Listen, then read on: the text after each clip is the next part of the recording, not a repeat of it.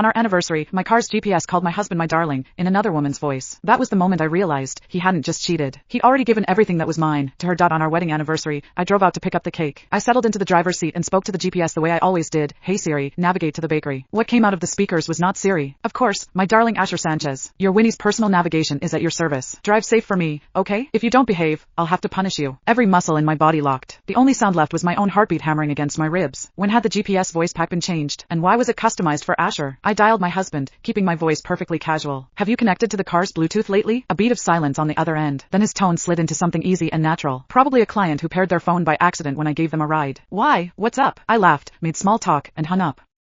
Then I opened the dashcam footage, scrolled until I found a blurry profile shot, and sent it to Mia Fox. Find out who she is. 10 minutes. Then I floored it toward Sanchez Tower. I was pulling into the parking garage when Mia's reply came through. Several photos of the woman, plus screenshots of her social media posts. Your blind idiot husband hired this little secretary. One look at her and you can tell exactly what she is. You've been way too generous with him. He takes advantage of the fact that you never go to the office, and now he's keeping a mistress right under your nose? Say the word and I'm there. We'll take them both apart. I texted her back right away. Relax. I'll handle it. I stepped out of the car and walked into the building, scrolling through the photos as I went. Asher's last secretary had been a man. I had no idea when he'd been replaced by a fresh-faced young thing. She was striking in the photos, no question. Exactly his type.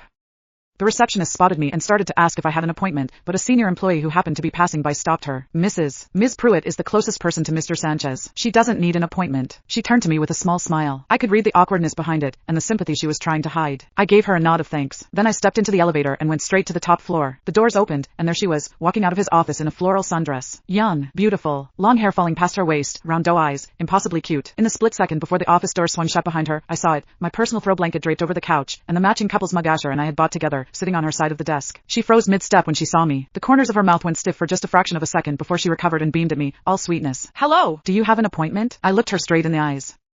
My voice was unhurried, level, the kind of calm that comes from knowing exactly where you stand. Winifred Taylor. I'm Aileen Pruitt, Asher's wife. Do I need an appointment? Winifred's mouth fell open in a performance of shock. Really? You're his wife? I had no idea Mr. Sanchez was even married. Asher and I had been married for 3 years, but I could count on one hand the number of times I'd set foot in Sanchez Group. I'd done it on purpose. I wanted to give him room, to make sure no one could say he'd built his success on the Pruitt name. Outside of close friends and a handful of longtime employees, almost no one knew, but he'd always worn his ring. He'd never once hesitated to tell people he was married. He said it was to make me feel secure, so the wide-eyed girl standing in front of me was anything but innocent. I let out a short, dry laugh and held her gaze. The Winnie's personal navigation voice. That's you. A flicker of panic crossed her eyes, gone almost instantly, replaced by a gentle, apologetic smile. Oh, you mean the GPS in Mr.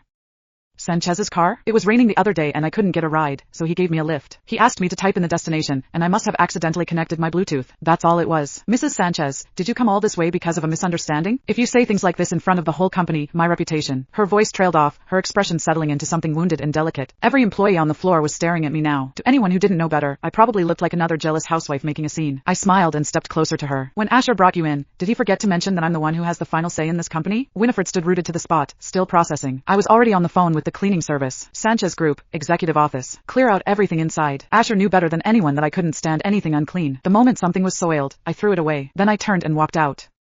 I'd barely gotten back in the car when his call came through. The name on the screen read, my husband who loves me most. The irony sat like acid on my tongue. The moment I picked up, his voice came through, cool and smooth, not a single note out of place. Babe, what made you send a cleaning crew to the office? Did the janitors not do a good enough job? Was something bothering you? His little secretary sure didn't waste any time running to him. I swallowed the bitterness rising in my throat and kept my voice perfectly even. I just felt like the things I'd left there had gotten old. Dirty. It was time to throw them out. Asher swallowed audibly. His laugh came out stiff. Whatever my wife wants, my wife gets. I'm heading home soon. Love you. Something deep in my chest clenched so tight I couldn't breathe. Men really were born actors. Love was just another thing they knew how to split between too many people. Back home, I opened the social media account Mia had sent me. Winifred Taylor's account. It was filled with snapshots of her daily life.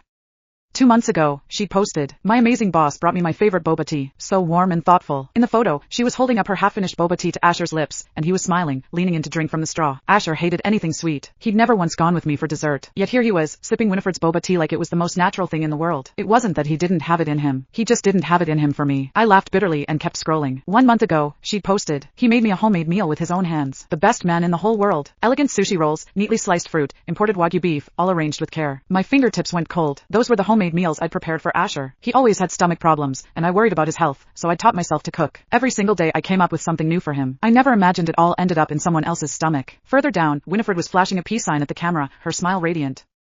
Messed up a project today and I was so scared, but he took me here to cheer me up. Said I'll always be the best. I recognized the place in the photo instantly. The Summit restaurant. That was where Asher and I had fallen in love. Years ago, I'd run away after a fight with my family and secretly taken a waitressing job there. A drunk customer started groping me. Asher had charged in and knocked the man to the ground. When the guy grabbed a bottle and swung it down at me, Asher pulled me into his arms and took the blow full on. Blood everywhere. Back then he had no money, no connections, nothing but reckless courage and the instinct to shield me with everything he had. Now he was bringing another woman to that same place, right through the front door. It felt like a knife dragging open my chest. I couldn't breathe. I kept scrolling until I reached her last post, from just yesterday. Can't wait for the bidding conference the day after tomorrow. The Southgate project is his debut gift to me. Every drop of warmth drained from my body. My breath stopped.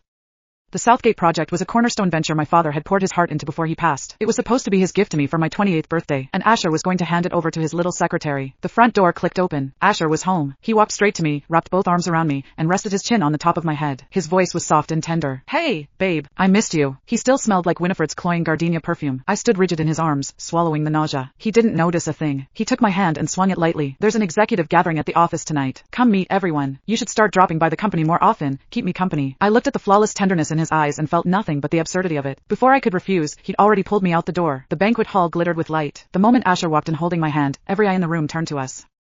A second later, Winifred appeared in a white cocktail dress, eyes rimmed red, walking quickly toward me. In front of everyone, she dipped into a small bow. Mrs. Sanchez, I'm so sorry. Last time I was thoughtless and rode in Mr. Sanchez's car. It won't happen again. Please don't be angry with me. She made herself as small as possible. The picture of a girl who'd been wronged yet was graciously taking the blame. Sympathetic glances from the crowd landed on her immediately, but my gaze drifted downward, and the blood in my veins turned to ice. Around her neck hung a necklace.